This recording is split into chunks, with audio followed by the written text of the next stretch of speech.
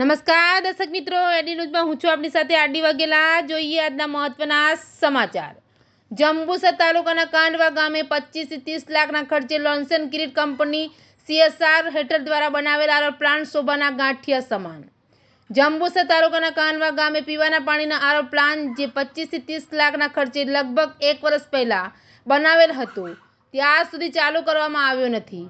કાંડવા ગામ પંચાયતની ઘોર બેદરકારીના કારણે આજ સુધી આરો પ્લાન્ટ ચાલુ કરવામાં આવ્યો નથી।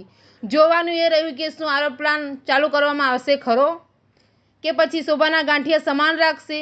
એડી ન્યૂઝ સાથે રિપોર્ટર અમરસંગ ઠાકોર, જંબુસર।